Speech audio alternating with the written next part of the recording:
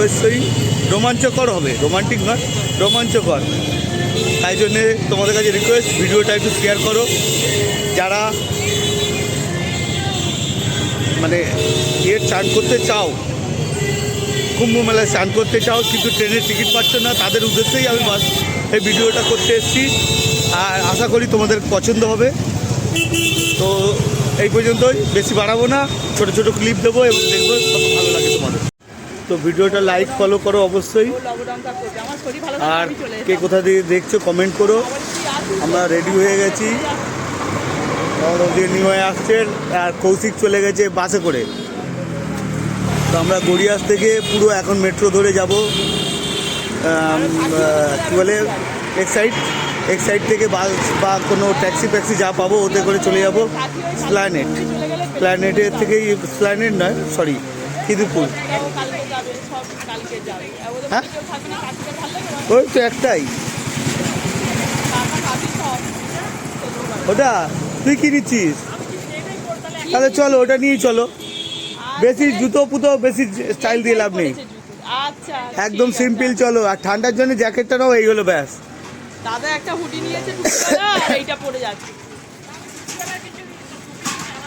না, সে ঠিক আছে, নি যেটা হয়। আর এই জুতো পরেছে, আর বুট টুট আমি কিছু নিইনি, আমি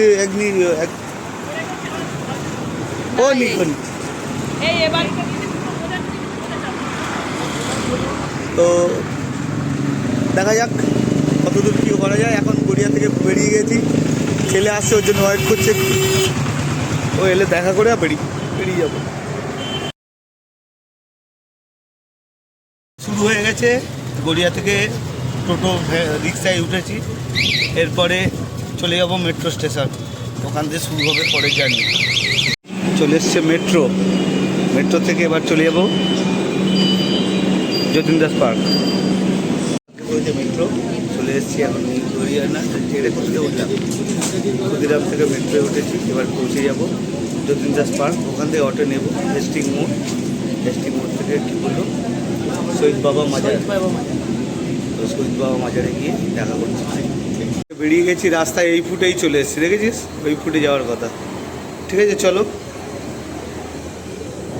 তো আমরা এসে গেছি এখন খিদিরপুর, এখান থেকে যাবো হেস্টিং মোড়, ওখান থেকে সৈয়দ বাবার মাজারের কাছে বাস আসছে, কারণ এখন ইডেনে খেলা আজকে। তো দেখা হচ্ছে সৈয়দ বাবার মাজারের পাশে, ততক্ষণ আপনারা ওয়েট করুন আর দেখতে থাকুন ভিডিওটা কেমন হয়।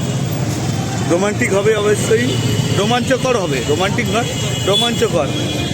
তাই জন্যে তোমাদের কাছে রিকোয়েস্ট, ভিডিওটা একটু শেয়ার করো। যারা মানে চান করতে চাও, কুম্ভ মেলায় স্নান করতে চাও কিন্তু ট্রেনের টিকিট পাচ্ছ না, তাদের উদ্দেশ্যেই আমি এই ভিডিওটা করতে এসেছি। আর আশা করি তোমাদের পছন্দ হবে।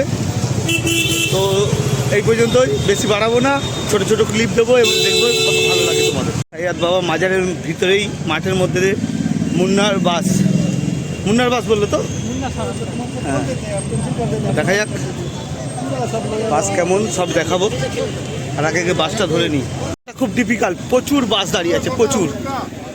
তো আমরা বাস খুঁজতে খুঁজতে মাথা খারাপ হয়ে গেছে, লাস্টে পাওয়া গেছে বাস যাচ্ছি, তোমরা যাবে। এই হ্যাঁ মুন্না ट्रैवल्स, यही जाता है, हमारा गाड़ी यही है